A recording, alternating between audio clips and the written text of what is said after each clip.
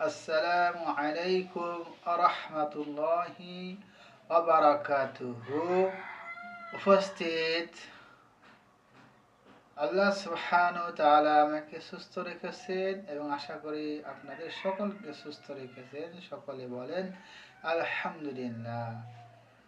নামাজের মধ্যে এবং নামাজের ভিতরে আমরা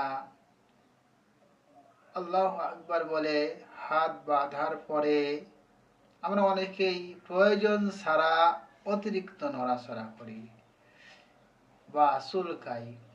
এক্ষেত্রে নামাজের একাগ্রতা নষ্ট হয়ে যাবে।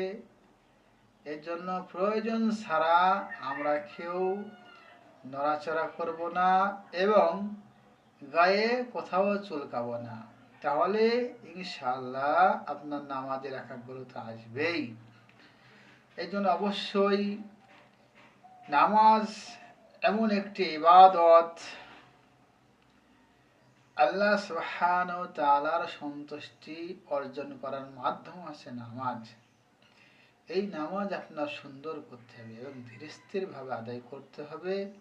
বেশি নড়াচড়া করা যাবে না অতিরিক্ত, এবং চুলকানো যাবে না প্রয়োজন ছাড়া।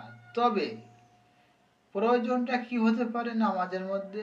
দেখা যাচ্ছে আপনার ঘুমের হাই আসছে, সেক্ষেত্রে আপনি হাত দিয়ে মুখের কাছে ধরলেন, এটা করতে পারবেন।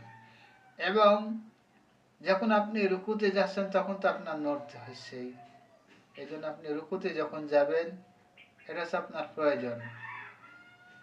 এরপর সিজদায় যখন যাচ্ছেন তখন তো আপনি নড়বেনই, এটা হচ্ছে প্রয়োজন।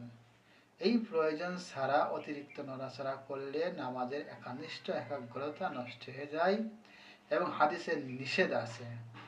আল্লাহ সুবহানাহু ওয়া তাআলা আমাদের আল্লাহর সন্তুষ্টি অর্জন করার জন্য সহি করে একনিষ্ঠতার সাথে নামাজ আদায় করার তৌফিক দান করুন। সকলে বলে আমিন।